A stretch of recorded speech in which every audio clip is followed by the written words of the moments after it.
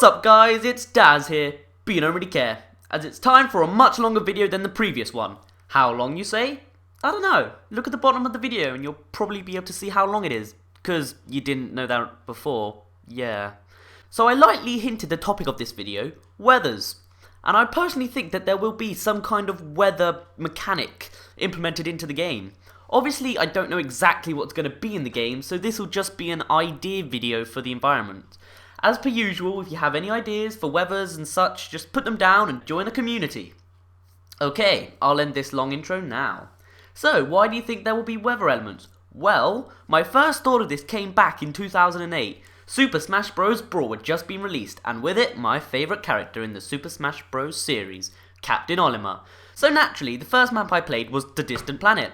There's a freaking Bulborb, dude! Clearly I loved it, and then the map became soaked in rainwater, which made the main slope a deadly obstacle now. So the first weather I'm going to point out is rain. What effect would this have on a map? Well, for starters, many areas will be closed off to all the Pikmin which aren't blue. If there's a little dip in the map, on rainy days it will become a small puddle. On top of this, it will also create new paths for Pikmin. Let's say it's rainy in this jungle-like area with the lily pads.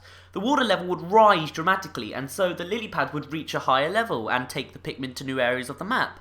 Maybe this is where the flying Pikmin can be found, since it seems logical that they'd be up high. There could also be logs introduced to certain bodies of water, which float as the water level changes. Maybe the blue Pikmin are needed to reach the bottom of the water and break the connection between the logs and the bottom of the water. With this, all other Pikmin will be able to cross the body of water to maybe collect the treasure that requires purple Pikmin or something. This overall wetness could also make a simple slope into a steep slide of inevitable death, and render most slanting surfaces slippery. Maybe logs themselves can be difficult to walk on because of its cylindrical structure, but then that would be kind of awkward if it's supposed to be a bridge. Finally, water could have a negative effect on specific Pikmin. For example, bees. Bees probably can't fly in the rain. The water dropping on their bodies would probably cripple them, or at least disable their flight ability. Maybe this could be exactly the same for the pink Pikmin. Either they are unable to move at all in a rainy environment, or at least cannot fly successfully. Alternatively, it could be beneficial to blue Pikmin, as they are now in their element. Maybe it would act as an upgrade to them. Blues could become faster or more powerful in wet weather. That's enough about Pikmin, but how would it affect the enemies? It's very likely that most, if not all, flying enemies would hide away in cover, and more aquatic creatures would emerge. The busyness of the river and raindrops hitting the river would make the lily pad harder to stay on and create a slightly more difficult location in certain parts of the map. The rain could also make some rarer enemies appear. For example, slugs love damp areas, so maybe there will be loads of slugs everywhere. There could even be a new slug boss if you go to the wrong place at the wrong time.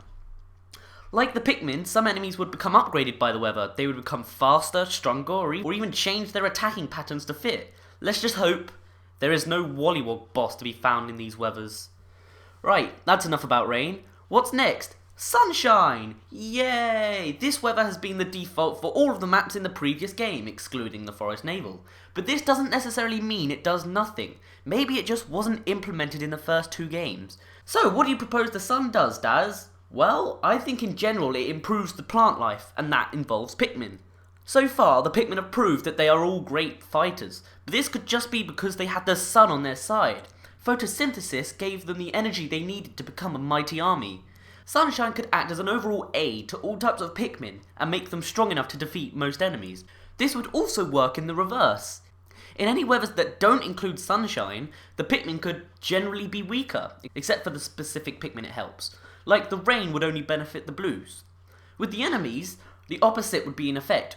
Bulborbs. They are at their most lethal during the night, as they are nocturnal creatures. Because of this, it would make sense to assume that their bodies are adapted to survive in dark areas. With bright sunshine in the morning, they are both half asleep anyway, plus their bulging eyes would probably be sensitive to the sun. This would make them the weaker creature that we are used to killing. But when the sun goes, Pikmin in general are weaker, and the Bulborbs might be slightly more deadly. Just look at the Bulbear in the cave. He knows exactly where he is, and he seems like you're at a disadvantage. Imagine if every Bulborb you meet in a dark area is like this. Nah, that won't happen. Pikmin 3 is aimed towards the new Pikmin fans, so it should be easy. At first.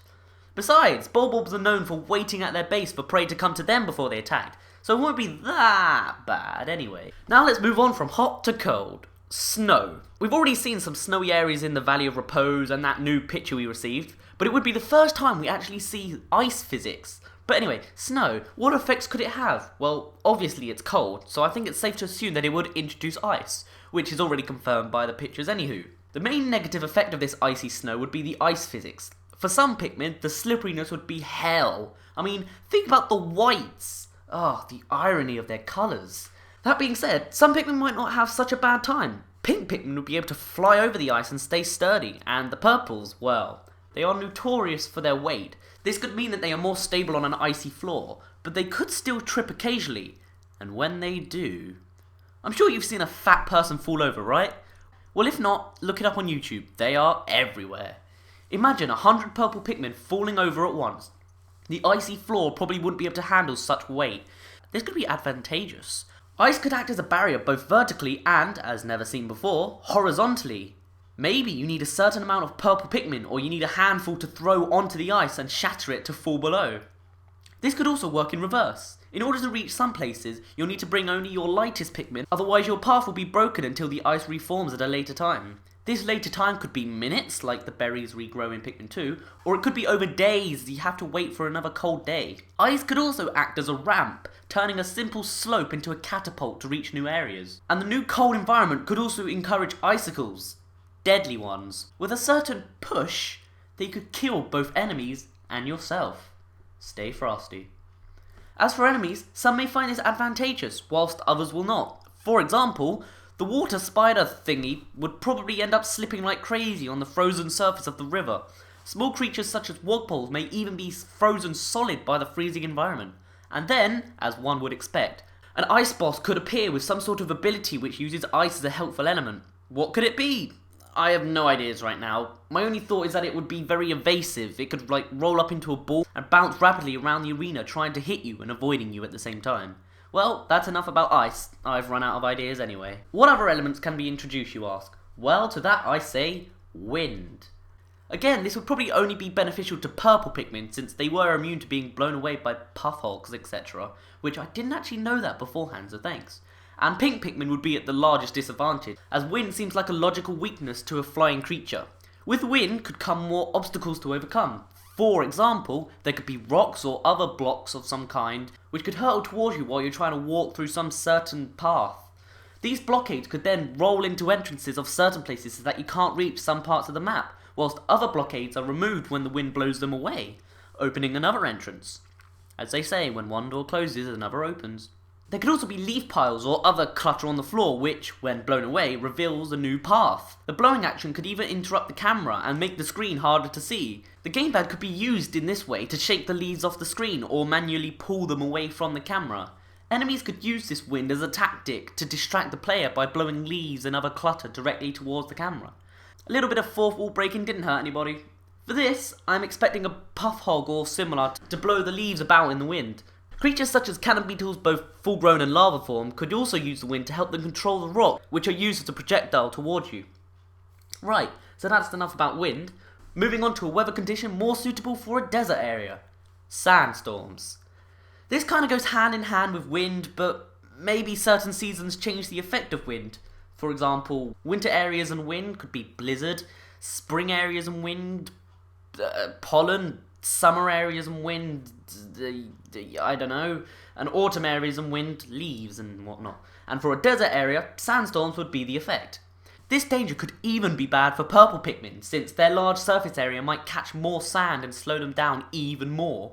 Pink Pikmin would be virtually useless without their flight, and their big eyes getting stung by all the sand. Virtually every Pikmin would be at a disadvantage, except one. The orange Pikmin. How would they survive a sandstorm, you ask? Well, here's a few suggestions from you guys. They could have a shell on their back for protection. This would work both in physical damage and windy conditions. They could have claws which help them dig properly and submerge themselves entirely. With this, they could be able to avoid the sandstorm and possibly make a path for other Pikmin to follow. Though the creator of this idea just mentioned it could work against those damn shear grubs. A lot of you also mentioned that the orange Pikmin could be immune to explosions, which may not necessarily help with the sand, but it could make sense in other scenarios. Plus, the idea of a shell works well with this thought. Another idea was that their colour should match the flower. This would encourage the idea that they have the ability to camouflage themselves when they need to. Not sure when this would be applicable, but hey. Also, bit of trivia, the Bulbmin, oddly, their sprouts are orange, yet when they are idle they glow green. So what colour do Bulbmin count as? Finally, they could be sturdier in sandstorms because of their webbed feet, or at least their feet could have a large surface area. But because of this, they would be most likely to fall over at other times, so ice is going to be a bit awkward, isn't it? With sandstorms and desert areas, there could also be quicksand. The webbed feet in this case would be very helpful to them. Otherwise, Pikmin such as purples would definitely fail to survive in this danger, whilst pink Pikmin could just fly straight over the hazard. Let's just hope the captains know how to survive quicksand. Okay, that's about all I can think of for environmental conditions alone, but that doesn't mean the video's over. Oh no. As I'm sure you're aware, there are more weather conditions than this, and I put these in a separate category because they're conditions on their own. What I mean by this is that the following are more of a combination of conditions. For example, our first combination, hail, the combination of rain and ice/snow. This weather hazard is most likely to happen in a wintry area. Alternatively, it could happen over 2 days, the first day being icy snow and then the second being rain, which creates hail. So, what would hail bring? Well, obviously, pink Pikmin would be absolutely useless. Not being able to fly is one thing, but being injured as well, it's just insult to injury. In fact, I doubt many Pikmin would be able to survive hail. The only three that I could think of would be blues, who could survive the wet environments, whites, who could keep up with the captains and avoid being crushed, and rock Pikmin, who are immune to being crushed, so could easily survive a hailstorm.